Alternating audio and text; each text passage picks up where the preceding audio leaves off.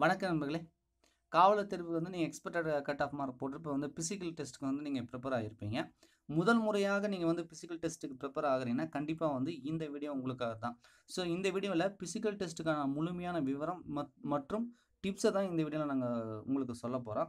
கண்டிப்பாக இதை தெரியாமல் நீங்கள் பிசிக்கல் டெஸ்ட்டுக்கு அங்கே கிரவுண்டுக்கு நீங்கள் போயிட்டீங்கன்னா கண்டிப்பாக உங்களுக்கு நிறைய கன்ஃபியூஸ் இருக்கும். ஃபார் எக்ஸாம்பிள் நீங்கள் ரன்னிங்கில் 100 மீட்டர் சூஸ் பண்ணுறதா இல்லை 400 மீட்டர் சூஸ் பண்ணுறதா, குண்டு எறிதலில் பார்த்தீங்க அப்படின்னா பெண்களுக்கு குண்டு எறியறத சூஸ் பண்ணுறதா இல்லது கிரிக்கெட் பந்தை சூஸ் பண்ணுறதா, எது நமக்கு பெட்டராக இருக்கும், எதை நம்ம சூஸ் பண்ணணும், எதை சூஸ் பண்ணால் நமக்கு கரெக்டாக இருக்கும் அப்படின்ற சில விஷயங்கள் தான் இந்த வீடியோவில் நம்ம பார்க்க போகிறோம். ஸோ இந்த வீடியோ முழுமையாக பார்க்குறதுக்கு முன்னாடி மாணவர்களுக்கு டவுட் கேட்டிருந்தீங்க. ஸோ அந்த டவுட்டுக்கு நான் ஆன்சர் பண்ணிடுறேன். ஃபஸ்ட்டு டவுட் என்ன அப்படின்னா, ஒருத்தர் கேட்டிருக்காரு, நான் 65 மார்க் வச்சுருக்கேன் சார், நான் பார்த்தீங்கன்னா 169.5 ஹைட் இருக்கேன் அப்படின்னு பிசி அல்லது எம்பிசியில் கேட்டிருக்காருன்னு நினைக்கிறேன். பார்த்தீங்க அப்படின்னா 170 சென்டிமீட்டர் மினிமம் குறைந்த அளவு அப்படின்னு சொல்லிட்டாங்க. ஸோ இது பார்த்தீங்கன்னா அவர் 169.5 தான் இருக்காரு. ஆனால் மார்க் 65 மார்க் இருக்காரு. நான் எலிஜிபிளா அப்படின்னு கேட்குறாரு. கண்டிப்பாக உயரத்தில் எந்த சமரசமும் கிடையாது. குறைந்தபட்ச அளவு ஒவ்வொரு கம்யூனிட்டியும் குறைந்தபட்ச அளவு என்ன கொடுத்துருக்காங்களோ அது கண்டிப்பாக இருக்கணும். ஸோ அவங்க என்ன சொல்கிறாங்கன்னா, இந்த டைம் எலக்ட்ரானிக் டிவைஸில் உயரத்தை அளக்குறேன்னு சொல்கிறாங்க. அது இல்லாமல் தெளிவாக கொடுத்தாரு 2 mm தான் ரவுண்ட் அப் பண்ணுறாங்க. ஸோ அப்படி பார்த்தீங்கன்னா எவ்வளோ அக்செப்ட் ஆகும் அப்படின்னா 169.8 இருந்தீங்கன்னா நீங்கள் 170 அவங்க கன்சிடர் பண்ணுவாங்க. ரைட்டா? 169.8 இருந்தீங்கன்னா 170ன்னு சொல்லி எடுத்துக்கலாம். ஸோ இவ்வளோ தான் நீங்கள் கம்மியாக இருக்கணும். 2 mm தான் கம்மியாக இருக்கணும். அதே மாதிரி நீங்கள் பார்த்தீங்கன்னா 169.7 இருந்தீங்கன்னு வச்சுக்கோங்களேன். 169.7 இந்த மாதிரி இருந்தீங்க அப்படின்னா நீங்கள் ரவுண்ட் அப் பண்ணிவிடுவாங்க. எப்படி பண்ணுவாங்கன்னா 169.5 பண்ணிவிடுவாங்க. 169.5. ஸோ இதுக்கு ரவுண்ட் அப் பண்ணுவாங்க. ஸோ பார்த்தீங்கன்னா 2 mm முன்னாடியும் பின்னாடியும் இருந்தாலும் 169.5 தான் ரவுண்ட் அப் பண்ணுவாங்க. அப்போ கண்டிப்பாக நீங்கள் குறைந்தபட்ச அளவை விட கம்மியாக இருக்கிறதுனால நீங்கள் எலிஜிபிள் கிடையாது. ஸோ நீங்கள் 80க்கு 65 எடுத்திருந்தாலும் சரி, இல்லை 70 எடுத்திருந்தாலும் சரி, அந்த குறைஞ்சபட்ச உயரம் இருந்தால் மட்டும்தான் நீங்கள் செலக்ட் ஆகுவீங்க. இல்லை அப்படின்னா கண்டிப்பாக நீங்கள் செலக்ட் ஆக மாட்டீங்க. அதில் ஒரு நண்பர் சொல்லியிருக்காரு, இதுக்கு முன்னாடி தேர்வில் நான் ஃபிசிக்கல் டெஸ்ட்டில் செலக்ட் ஆகி உள்ளே போயிருக்கேன். பட் ஆனால் ஜாப் கிடைக்கல. நான் 169.5க்கே உள்ளே போயிருக்கேன்.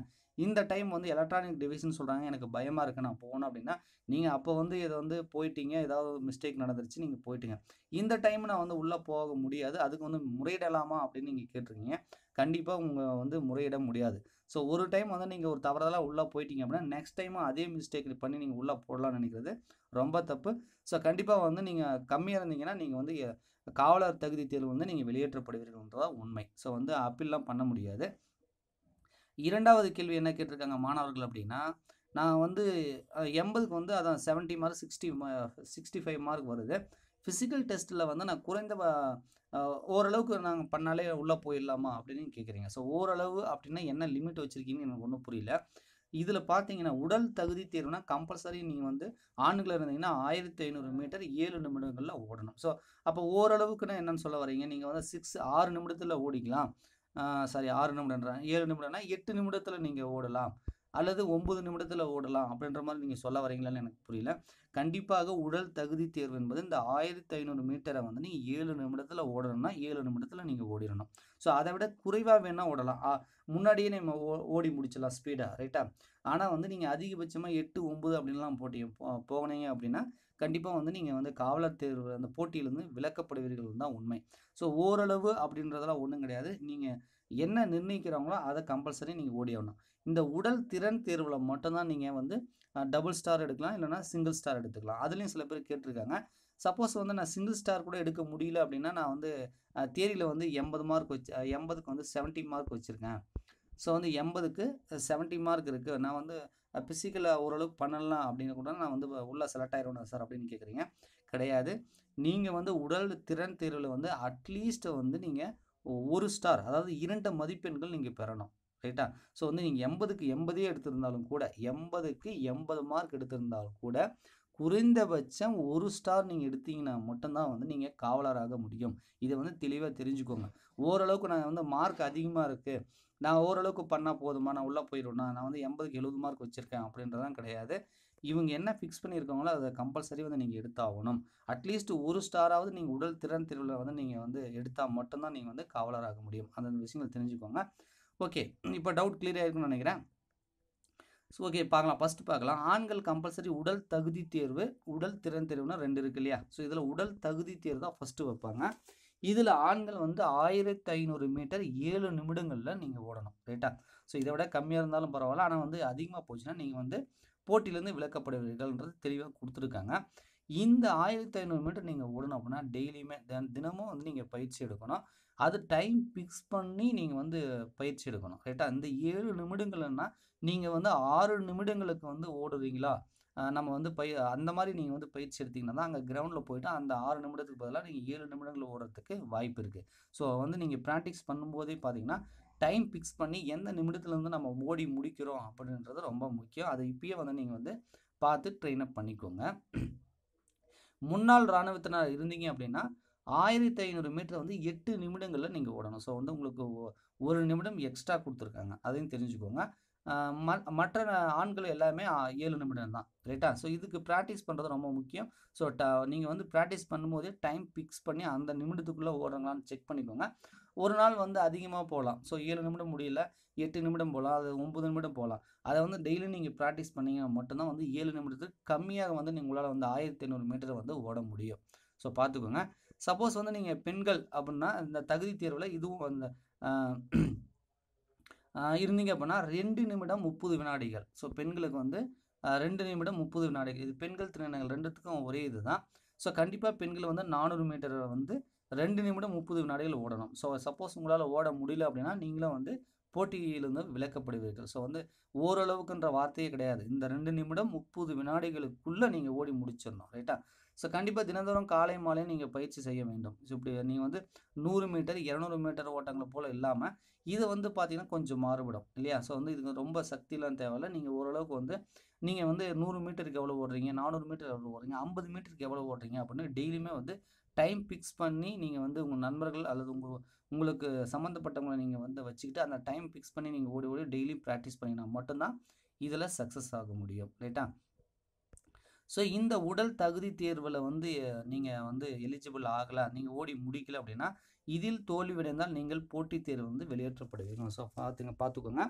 இதை தெளிவாக கொடுத்துருக்காங்க. உடல் தகுதி தேர்வு வந்து கம்பல்சரி நீங்கள் வந்து பாஸ் பண்ணிடணும். ரைட்டா? அந்த ரன்னிங் ஓட்டம் வந்து நீங்கள் ஓடி முடிச்சிடணும். ஸோ இதுக்கு மார்க் கிடையாது. அதை நல்லா புரிஞ்சுக்கோங்க. உடல் தகுதி தேர்வுக்கு மார்க் எதுவும் கிடையாது.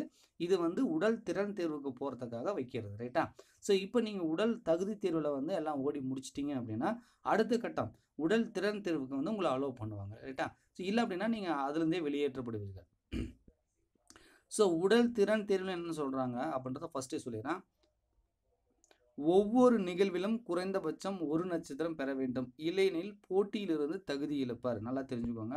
ஒவ்வொரு நிகழ்ச்சியிலும் நீங்கள் குறைந்தபட்சம் 1 நட்சத்திரம். ரைட்டா? ஸோ 1 நட்சத்திரம் அப்படின்னா நீங்கள் 2 மார்க் அப்படின்னு சொல்கிறோம் இல்லையா? ஸோ 2 மார்க் நீங்கள் வந்து எடுத்துடணும். அதை விட நீங்கள் கம்மியாக இருந்தீங்க அப்படின்னா கண்டிப்பாக வந்து நீங்கள் வந்து எலிஜிபிள் கிடையாது. உங்களை வந்து டிஸ்குவாலிஃபை பண்ணி வெளியே அனுப்பிடுவாங்க. ஸோ வந்து ஆண்களுக்கு வந்து பார்த்தீங்க அப்படின்னா இந்த கயிறு எறிதல்ன்றது கண்டிப்பாக கலந்து கொள்ள வேண்டும் அப்படின்னு சொல்லியிருக்காங்க. இதுக்கு வந்து சாய்ஸ் கிடையாது. மற்றது எல்லாத்துக்குமே பார்த்தீங்கன்னா உங்களுக்கு வந்து சாய்ஸ் ரன்னிங் ஆகட்டும் அல்லது லாங் ஜம்ப் பார்த்தீங்கன்னா ஹை ஜம்ப் இருக்குது. ஸோ எல்லாத்துக்குமே வந்து சான்ஸ் இருக்குது. ஆனால் வந்து கயிறு எறிதலுக்கு வந்து சான்ஸே கிடையாது. அதாவது சான்ஸ் அப்படின்னா அதாவது மாற்று இன்னொன்று வந்து கிடையாது. கம்பல்சரி இதில் பார்ட்டிசிபேட் பண்ணணும். ஸோ ஆண்களாக இருந்தீங்கன்னா கம்பல்சரி இதில் பார்ட்டிசிபேட் பண்ணணும். இதில் பார்த்தீங்கன்னா 6 மீட்டர் இருக்குது இல்லையா? ஸோ 6 மீட்டர் நீங்கள் வந்து ஏறினீங்க அப்படின்னா உங்களுக்கு 5 மதிப்பெண், 2 நட்சத்திரம். 5 மீட்டர் நீங்கள் இது பண்ணீங்க அப்படின்னா உங்களுக்கு வந்து 2 மதிப்பெண் கொடுப்பாங்க. இப்போ ஓரளவுக்கு பண்ணால் போதுமான்னு கேட்டாங்க. அவங்களுக்கு ஒரு புரிஞ்சிருக்கும்.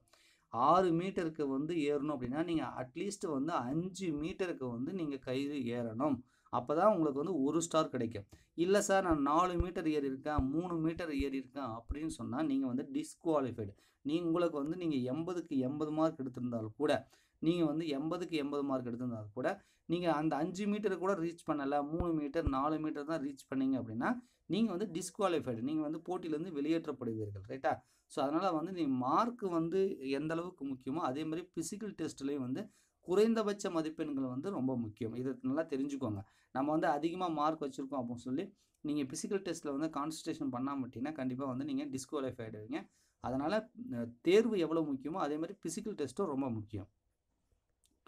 ஸோ பாருங்கள், சீருடை பணியாளர் தேர்வுகளுக்கு கயிறு ஏறுதல் தேர்வுக்கான மிக கடினம்னு நிறைய பேர் நினைக்கிறாங்க, ரைட்டா? ஸோ இதில் பார்த்தீங்கன்னா இதில் வந்து தினந்தோறும் கயிறு ஏறி பயிற்சி செய்வதன் மூலம் தேர்வில் எளிதாக வெற்றி பெறலாம். கயிறு ஏற முடியாதவர்கள் தினந்தோறும் ஒவ்வொரு ஸ்டெப்பாக மேலே ஏறி பயிற்சி செய்ய வேண்டும், ரைட்டா?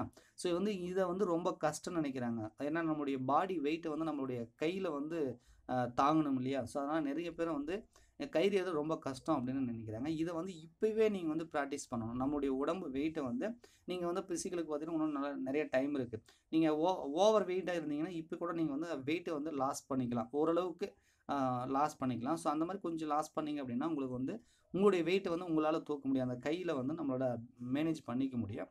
இப்போ நம்மளுடைய ஹேண்ட்ஸ் பவரை வந்து எப்படி வந்து இன்க்ரீஸ் பண்ணலான்னா, டெய்லியுமே கண்டிப்பாக புல்லப்ஸு புஷ்அப்ஸு இந்த மாதிரிலாம் நீங்கள் டெய்லி நீங்கள் எடுத்தீங்க அப்படின்னா கண்டிப்பாக வந்து உங்களால் வந்து இந்த கயிறு ஏறுதலில் வந்து சக்ஸஸ் ஆக முடியும். நல்லா ஞாபகம் வச்சுக்கோங்க, குறைந்தபட்சம் 1 ஸ்டாராவது எடுக்கணும். ஸோ நீங்கள் 5 ஸ்டார் எடுக்கணும்னா இப்போ இருந்தே வந்து நீங்கள் ப்ராக்டிஸ் பண்ணணும். இப்போ இருந்தே கயிறு ஏறி பழகுங்க, கிரவுண்டுக்கு போயிட்டு இப்பயே நீங்கள் பழகுங்க. இந்த மாதிரி வந்து ஹேண்ட்ஸ் பவரை தனியாக வந்து செப்பரேட்டாக கையில் பலம் தேவைப்படக்கூடிய எக்ஸசைஸ்லாம் இருக்கு இல்லையா, அந்த மாதிரி சிம்பிளான எக்ஸசைஸ்லாம் நீங்கள் பண்ணிங்க அப்படின்னா கண்டிப்பாக கயிறு ஏறுதலில் வந்து நீங்கள் வந்து டபுள் ஸ்டார் அடிக்கலாம். ஸோ பார்த்துக்கோங்க. நீளம் தாண்டுதல், இது வந்து ஆண்கள் பெண்கள், ரைட்டா? இதுக்கு பார்த்தீங்கன்னா 3 வாய்ப்பு கொடுக்குறாங்க, அதாவது 3 சான்ஸ் கொடுக்குறாங்க. இது இப்போ கயிறு ஏறுதலையும் பார்த்தீங்கன்னா 3 சான்ஸ். எதுனா நீங்கள் வந்து 3 முறை ஏறும்போது எது அதிகபட்சமாக ஏறிருக்கீங்களோ அப்போ பார்த்தீங்கன்னா உங்களுக்கு வந்து நீங்கள் ஒரே டைமில் வெளியேற்ற மாட்டீங்க. இப்போ வந்து 5 மீட்டர் 6 மீட்டர்னு கொடுத்துருக்காங்களா, இதில் நீங்கள் வந்து 3 முறை ஏறுவீங்க, ரைட்டா? ஸோ இந்த 3 முறையில் எது அதிகபட்சமாக இருக்கோ அதை எடுத்துப்பாங்க, ரைட்டா? ஸோ அப்போ ஏதாவது ஒரு டைம் வந்து நீங்கள் சக்ஸஸ் ஆகிறதுக்கு வாய்ப்பு இருக்குது. இதுக்கு முன்னாடி வந்து 3 வாய்ப்பு கொடுக்கல.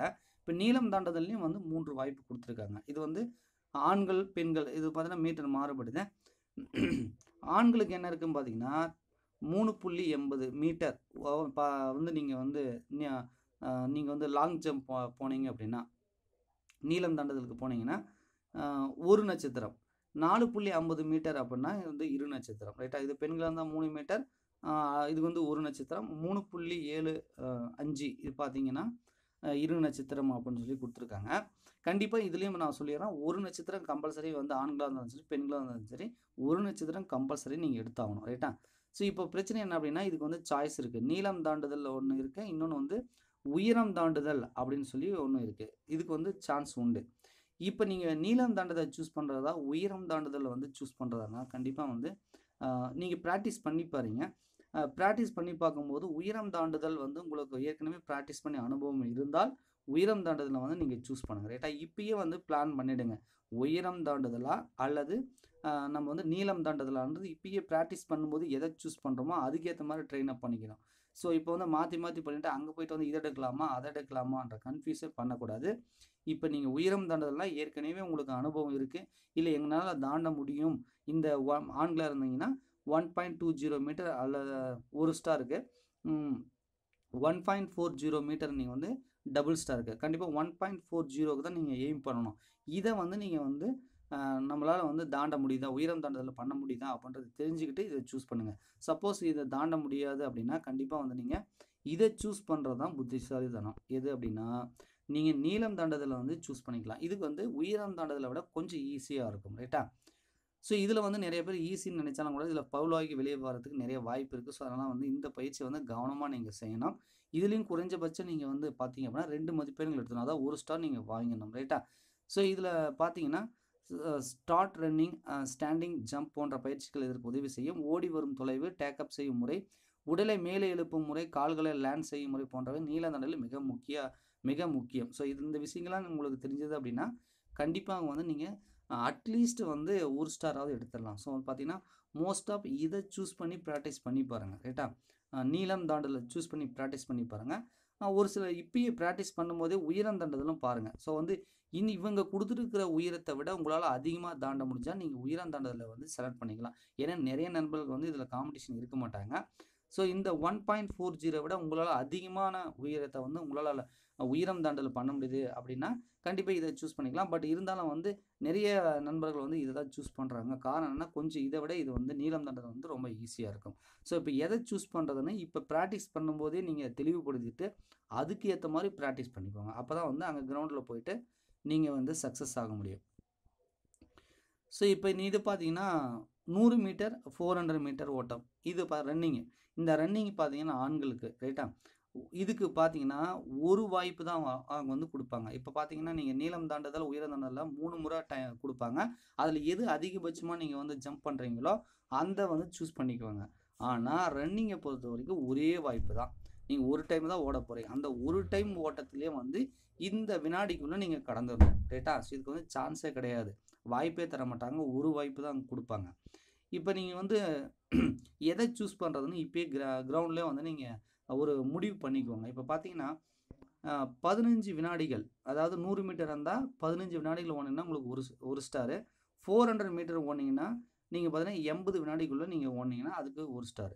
இதே வந்து பார்த்தீங்கன்னா டபுள் ஸ்டார் அடிக்கணும் அப்படின்னா நீங்கள் 13.50 வினாடி, அதாவது 100 மீட்டரை நீங்கள் ஓடி முடிச்சிங்க அப்படின்னா உங்களுக்கு டபுள் ஸ்டார் கொடுப்பாங்க. இதே வந்து 400ல் 70 வினாடியில் நீங்கள் வந்து அதுக்குள்ளே வந்தீங்க அப்படின்னா உங்களுக்கு வந்து பார்த்தீங்கன்னா 2 நட்சத்திரம் கொடுப்பாங்க, அதாவது டபுள் ஸ்டார் கொடுப்பாங்க. சரி, இப்போ வந்து 100 மீட்டரை வந்து சூஸ் பண்ணலாமா இல்லை 400 மீட்டரை சூஸ் பண்ணலாமா அப்படின்ற ஒரு சின்ன குழப்பம் இருக்குது. உங்களுக்கு ஒரு கால்குலேஷன் சொல்கிறேன் பாருங்கள். இப்போ இந்த 15 வினாடிகள் ரைட்டா, 100 மீட்டர் ரைட்டா. இப்போ நம்ம டபுள் ஸ்டார் எடுத்துக்குவோம். இப்போ 13.50 ரைட்டா, டபுள் ஸ்டார் இது 100 மீட்டருக்கு. இதே 400 மீட்டருக்கு நீங்கள் போனீங்கன்னா 400 மீட்டருக்கு நீங்கள் போனீங்க அப்படின்னா இதை அப்படியே கால்குலேஷன் பண்ணுறோம் ரைட்டா. ஸோ இதை இந்த 400 மீட்டருக்கு எவ்வளோ வருது, இந்த இதுக்கு வந்து எவ்வளோ, ரெண்டுத்துக்கும் உள்ள வேறுபாடு என்ன இருக்குது அப்படின்னு நீங்கள் பார்த்தீங்க அப்படின்னா 16 வினாடிகள் இருக்குது. 16 வினாடிகள், அதாவது இந்த 13.50வை நீங்கள் வந்து 400னா நம்ம வந்து 4ஆல் மல்டிபிள் பண்ணிக்கலாம். ஏன்னா 4 மடங்கு எக்ஸ்ட்ரா ஓட போகிறீங்க இல்லையா.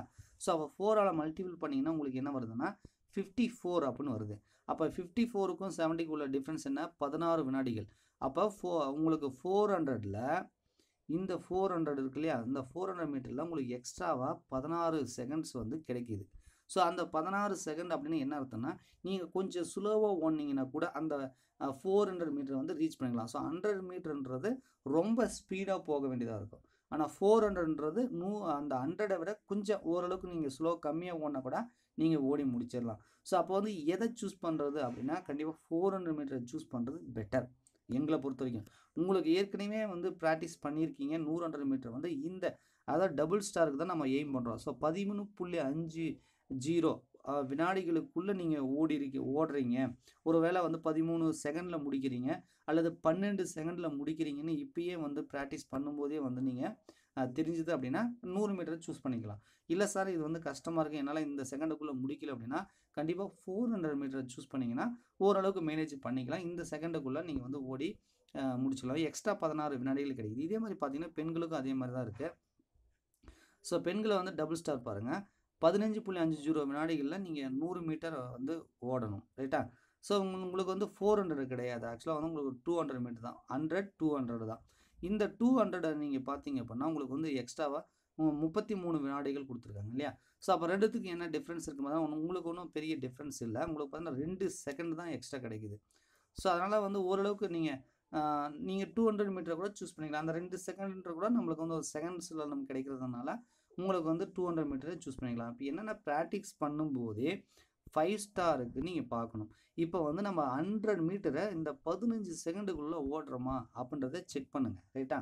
ஸோ வந்து ஃபஸ்ட்டு முதல் நாளே நம்ம பண்ணிட முடியாது. ஒவ்வொரு முறையும் வந்து நீங்கள் ப்ராக்டிஸ் பண்ணும்போது ஃபஸ்ட்டு வந்து ஒரு 16 செகண்ட் அல்லது 17 செகண்டில் நீங்கள் ஓடலாம். அப்போ டெய்லியும் ப்ராக்டிஸ் பண்ணிங்கன்னா அந்த டைம் வந்து குறைச்சிட்டே வரும் ரைட்டா. ஸோ டெய்லியும் ப்ராக்டிஸ் தான் ரொம்ப முக்கியம்.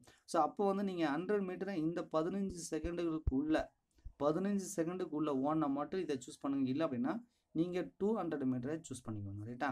ஸோ பெண்களுக்கும் அதே தான். நீங்கள் வந்து 80க்கு 80 வச்சுருந்தாலும் கூட கண்டிப்பாக நீங்கள் வந்து சிங்கிள் ஸ்டார் எடுக்கணும் அப்படின்றது தான் உண்மை. அப்படி எடுக்கல அப்படின்னா அடுத்த இதில் வந்து நீங்கள் வந்து அடுத்த போட்டி திருப்பி உங்களை அலோவ் பண்ண மாட்டாங்க.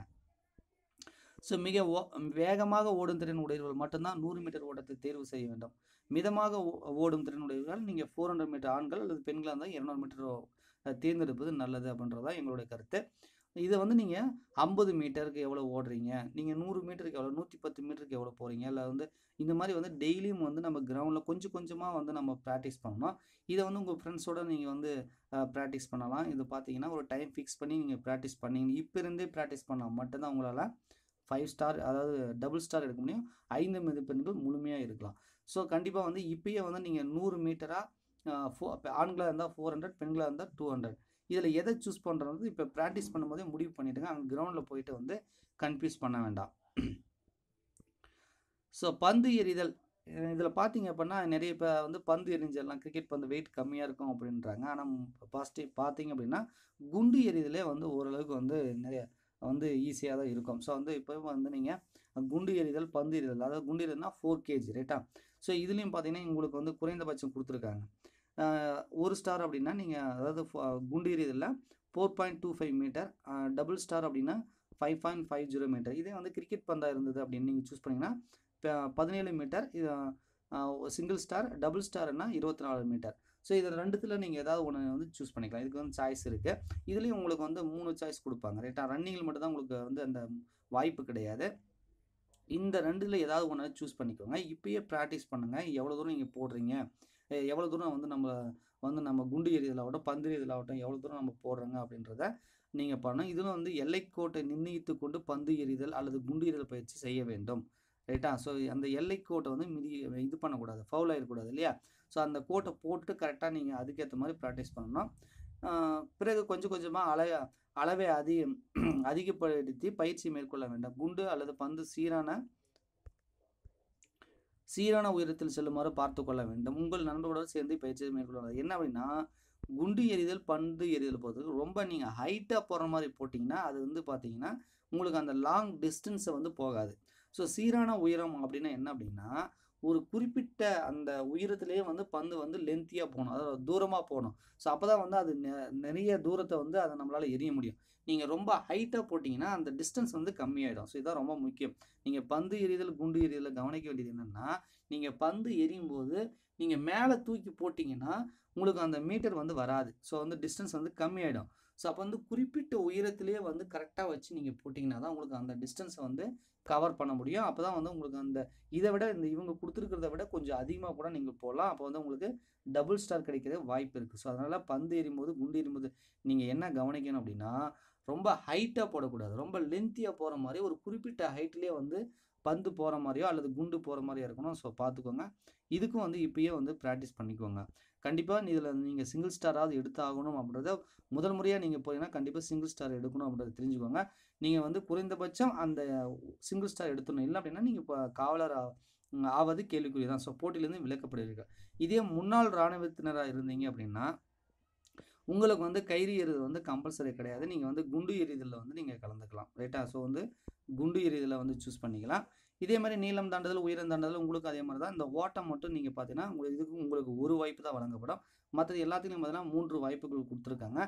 இதுலேயும் வந்து உங்களுக்கு சிங்கிள் ஸ்டார் டபுள் ஸ்டார் இருக்குது. உங்களுக்கு பொறுத்த வரைக்கும் எல்லாமே கொஞ்சம் கம்மியாக கொடுத்துருப்பாங்க. பார்த்தீங்க அப்படின்னா 100 மீட்டர் நீங்கள் ஓடுறீங்க ரைட்டா. ஸோ இப்போ வந்து பார்த்தீங்கன்னா 5 மதிப்பெண்கள் அப்படின்னா அங்கே 13.50 வினாடியில் நீங்கள் ஓடணும். இதே நீங்கள் வந்து முன்னாள் இராணுவத்தில் இல்லாமல் இருந்தீங்கன்னா எவ்வளோ இருக்குதுன்னு நீங்கள் பார்த்துக்கோங்க. 100 மீட்டர் ஓட்டம்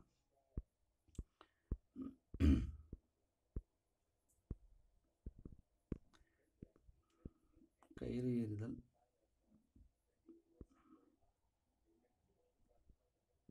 இப்போ நீங்கள் பார்த்தீங்கன்னா 5 இரு நட்சத்திரம் ரைட்டா. ஸோ 13.50 அப்படின்னு சொல்லி கொடுத்துருக்காங்க. 100 மீட்டருக்கு 13.50 இரு நட்சத்திரம் 13.50 இரு நட்சத்திரம் கொடுத்துருக்காங்க. சிங்கிள் ஸ்டார் நீங்கள் பார்த்தீங்க அப்படின்னா 17 வினாடிகள் கொடுத்துருக்காங்க.